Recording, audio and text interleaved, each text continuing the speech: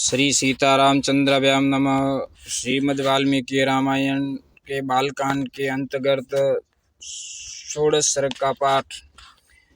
देवताओं का श्री हरि से रावण के लिए मनुष्य रूप में अवतीर्ण होने को कहना। राजा के पुत्रेष्टि यज्ञ में अग्निकुंड से प्रजापत्य पुरुष का प्रकट होकर खीर अर्पण करना और उसे खाकर रानियों का गर्भवती होना। ततो नारायणो विष्णु नियुक्तः सूरसप्तमेः जाननापि सुरान एवं सलक्ष्मणं वचनम अब्रवीत। तदंतर उन श्रेष्ठ देवताओं द्वारा इस प्रकार रावण वध के लिए नियुक्त होने पर सर्वव्यापी नारायण ने रावण वध के उपाय को जानते हुए भी देवताओं से यह मधुर वचन कहा। देवगण, राक्षस राज रावण के वध के लिए कौन सा उपाय है जिसका आश्रय लेकर मैं मर्षियों के लिए कंटक रूप इस निशाचर का वध करूं। उनके इस प्रकार पूछने पर सब देवता उन अविनाशी भगवान विष्णु से बोले, प्रभु, आप मनुष्य का रूप धारण करके युद्ध में रावण को मार डालिए। उस शत्रु दमन निशाचर ने दीर्घ काल तक तीव्र तपस्या की थी, जिससे सब लोगों के पूर्वज लोक सृष्टा ब्रह्मा जी उस पर प्रसन्न हो गए। उस पर संतुष्ट हुए भगवान ब्रह्मा ने उस राक्षस को यह वर दिया कि तुम्हें नाना प्रकार के प्राणियों में से मनुष्य के सिवाय और किसी से भय नहीं है। पूर्व काल में वरदान लेते समय उस राक्षस ने मनुष्यों को दुर्लभ समझकर उनकी अवहेलना कर दी थी। इस प्रकार पितामह से मिले हुए वरदान के कारण उसका घमंड बढ़ गया है। शत्रुओं को संताप देने वाले देव, वह तीनों लोकों को पीड़ा देता और स्त्रियों का भी अपहरण कर लेता है, अतः उसका वध मनुष्य के हाथ से ही निश्चित हुआ है। समस्त जीव आत्माओं को वश में रखने वाले भगवान विष्णु ने देवताओं की यह बात सुनकर अवतार काल में राजा दशरथ को ही पिता बनाने की इच्छा प्रकट की। उसी समय वे शत्रुसूदन महातेजस्वी नरेश पुत्रहीन होने के कारण पुत्र प्राप्ति की इच्छा से पुत्रेष्टि यज्ञ कर रहे थे। उन्हें पिता बनाने का निश्चय करके भगवान विष्णु पितामह की अनुमति ले देवताओं और महर्षियों से पूजित हो वहां से अंतर्धान हो गए। तत्पश्चात पुत्रेष्टि यज्ञ करते हुए राजा दशरथ के यज्ञ में अग्निकुंड से एक विशाल काय पुरुष प्रकट हुआ। उसके शरीर में इतना प्रकाश था जिसकी कहीं तुलना नहीं थी। उसका बल पराक्रम महान था।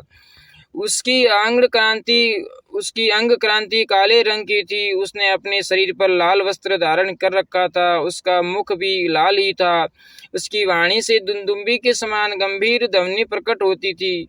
उसके रोम, दाढ़ी, मूछ और बड़े बड़े केश चिकने और चीयों के समान थे। वह शुभ लक्षणों से संपन्न, दिव्य आभूषणों से विभूषित, शैल शिखर के समान ऊंचा तथा गर्वीले सूर्य के समान चलने वाला था। उसकी आकृति सूर्य के समान तेजोमयी थी। वह प्रज्वलित अग्नि की लपटों के समान देदीप्यमान हो रहा था। उसके हाथ में तपाए हुए जाम्बूनद नामक सुवर्ण की बनी हुई परात थी, जो चांदी के ढक्कन से ढकी हुई थी। वह परात थाली बहुत बड़ी थी और दिव्य खीर से भरी हुई थी। उसे उस पुरुष ने स्वयं अपनी दोनों भुजाओं पर इस तरह उठा रखा था मानो कोई रसिक अपनी प्रियतमा पत्नी को अंक में लिए हुए हो। वह अद्भुत परात मायामयी सी जान पड़ती थी। उसने राजा दशरथ की ओर देखकर कहा, नरेश्वर, मुझे प्रजापति लोक का पुरुष जानो। मैं प्रजापति की ही आज्ञा से यहाँ आया हूँ। तब राजा दशरथ ने हाथ जोड़कर उससे कहा, भगवान, आपका स्वागत है। कहिए, मैं आपकी क्या सेवा करूं? फिर उस प्रजापति पुरुष ने पुनः यह बात कही, राजन, तुम देवताओं की आराधना करते हो, इसलिए तुम्हें आज यह वस्तु प्राप्त हुई है। नरश्रेष्ठ, यह देवताओं की बनाई हुई खीर है जो संतान की प्राप्ति कराने वाली है। तुम इसे ग्रहण करो। यह धन और आरोग्य की भी वृद्धि करने वाली है। राजन, यह खीर अपनी योग्य पत्नियों को दो और कहो, तुम लोग इसे खाओ। ऐसा करने पर उनके गर्भ से आपको अनेक पुत्रों की प्राप्ति होगी, जिनके लिए तुम यह यज्ञ कर रहे हो। राजा ने प्रसन्नता पूर्वक बहुत अच्छा कहकर उस दिव्य पुरुष की दी हुई देवान से परिपूर्ण सोने की थाली को लेकर उसे अपने मस्तक पर धारण किया। फिर उस अद्भुत एवं प्रिय दर्शन पुरुष को प्रणाम करके बड़े आनंद के साथ उसकी परिक्रमा की। इस प्रकार देवताओं की बनाई हुई उस खीर को पाकर राजा दशरथ बहुत प्रसन्न हुए, मानो निर्धन को धन मिल गया हो। इसके बाद वह परम तेजस्वी अद्भुत पुरुष अपना वह काम पूरा करके वहीं अंतर्धान हो गया। उस समय राजा के अंतपुर की स्त्रियां हर्षोल्लास से बड़ी हुई कांतिमयी किरणों से प्रकाशित हो उठी। उसी तरह शोभा पाने लगी जैसे शरत काल के नयनाभिराम चंद्रमा की रम्य रश्मियों से उद्भासित होने वाला आकाश शोभित होता है। राजा दशरथ वह खीर लेकर अंतपुर में गए और कौशल्या से बोले, देवी, यह अपने लिए पुत्र की प्राप्ति कराने वाली खीर ग्रहण करो। ऐसा कहकर नरेश ने उस समय उस खीर का आधा भाग महारानी कौशल्या को दे दिया और फिर बचे हुए आधे का आधा भाग रानी सुमित्रा को अर्पण किया। उन दोनों को देने के बाद जितनी खीर बच रही उसका आधा भाग तो उन्होंने पुत्र प्राप्ति के उद्देश्य से कैकेयी को दे दिया।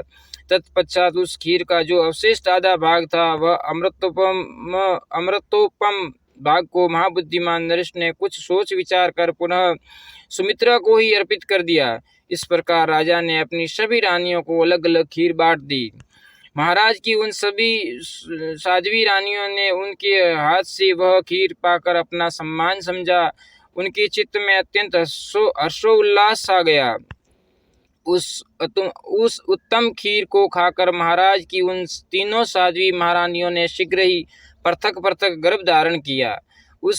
उनके वे गर्भ अग्नि और सूर्य के समान तेजस्वी थे।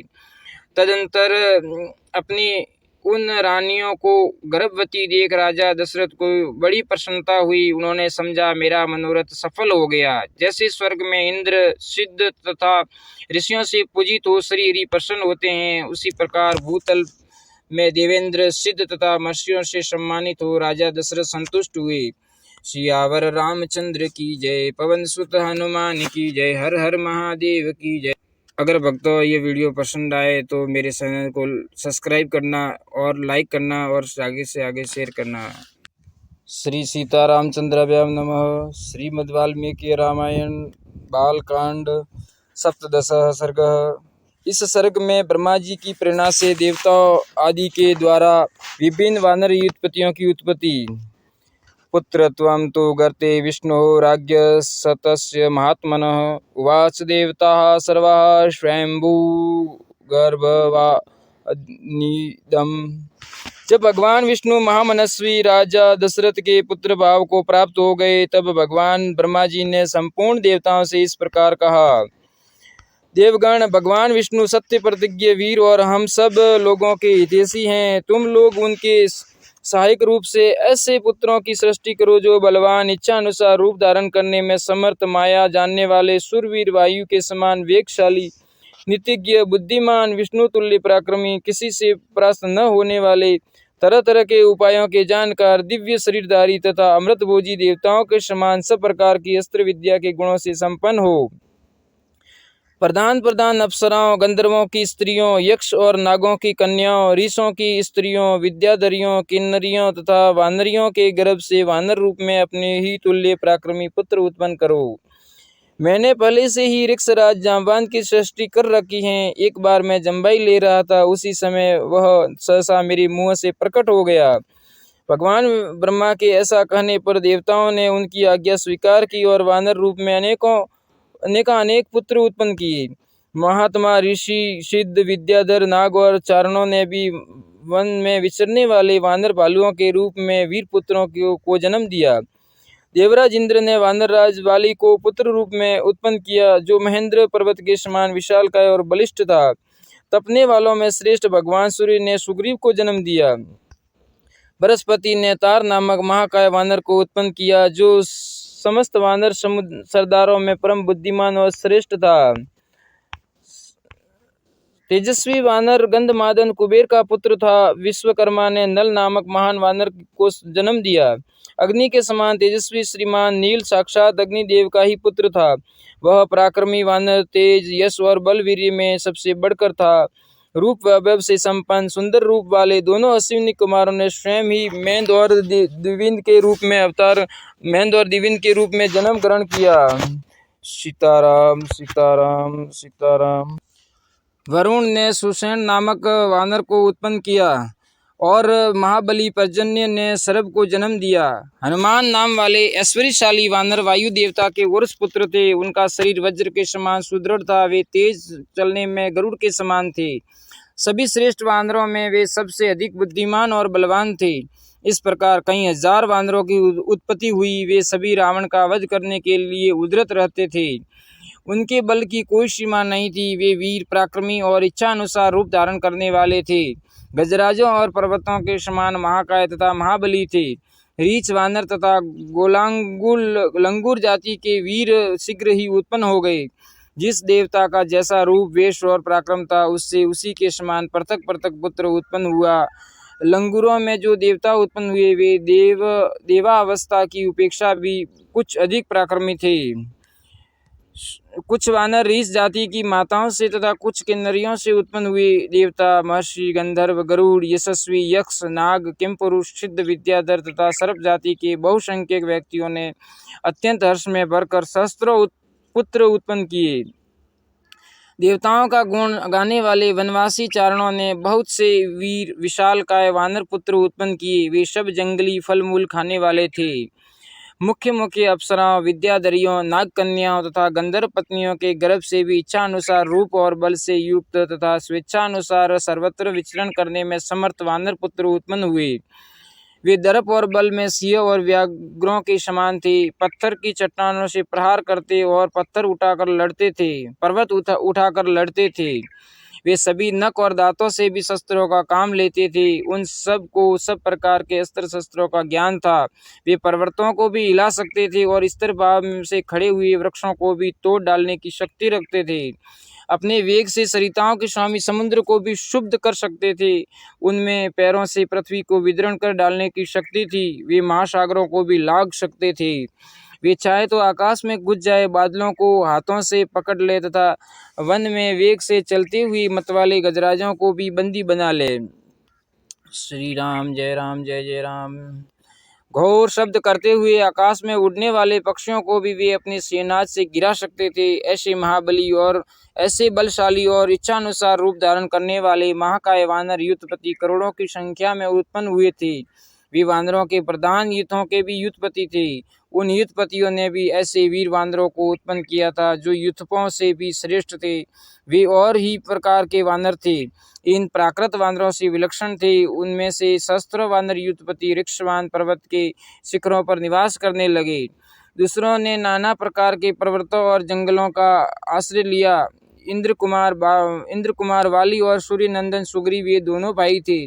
समस्त वानर युद्धपति उन दोनों भाइयों की सेवा में उपस्थित रहते थे।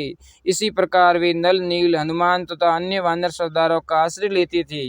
वे सभी गरुड़ के समान बलशाली तथा युद्ध की कला में निपुण थे। वे वन में विचरते समय सिंह, व्याघ्र और बड़े बड़े नाग आदि समस्त वन जंतुओं को रोक डालते थे। महाबाहुबली, महान बल से संपन्न तथा विशेष पराक्रमी थे। उन्होंने अपने बाहुबल से रीछों, लंगूरों तथा अन्य वानरों की रक्षा की थी। उन सब के शरीर और पार्थक्य सूचक लक्षण नाना प्रकार के थे। वे शूरवीर वानर पर्वत, वन और समुद्रों सहित समस्त भूमंडल में फैल गए। वे वानर युद्धपति मेघ समूह तथा पर्वत शिखर के समान विशालकाय थे। उनका बल महान था।